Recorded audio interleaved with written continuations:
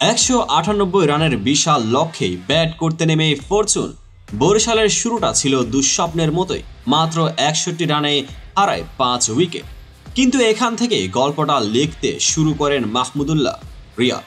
26 বলে 56 রানের অপরাজিত এক বিস্ফোরক ইনিংস। সঙ্গী ফাহিম আশরাফ 21 বলে অপরাজিত 54 রান। দুই ব্যাটারের অসাধারণ জুটি 19.1 ওভারে বরিশালকে এনে দেয় 4 উইকেটের দাপুটে জয়। ম্যাচ শেষে পুরস্কার বিতরণী মঞ্চে আবেগী মাহমুদুল্লাহ বলেন, গত কয়েকদিন ধরে আমার ছেলে রাইদ হাসপাতালে ভর্তি। রাইদ, এই পুরস্কার তোমার জন্য। ইনশাআল্লাহ শীঘ্রই দেখা হবে। বাবা তোমাকে ভালোবাসে। এ জয়কে টিম ওয়ার্কের ফসল হিসেবে দেখছেন মাহমুদুল্লাহ। তিনি বলেন, সর্বশক্তিমান আল্লাহর প্রতি কৃতজ্ঞতা। দলের এমন পারফরম্যান্সে আমি গর্বিত। টুর্নামেন্টের শুরুতে এটা আমাদের জন্য খুব দরকার ছিল। দলের জন্য দুর্দান্ত এক ইনিংস খেললেও ম্যাচ সেরার পুরস্কার উৎসর্গ করলেন পরিবারের প্রতি ভালোবাসার প্রতীক হিসেবে।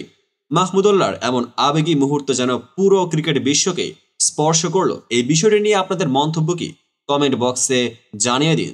দেখা হবে পরবর্তী আপডেটেড ভিডিওতে।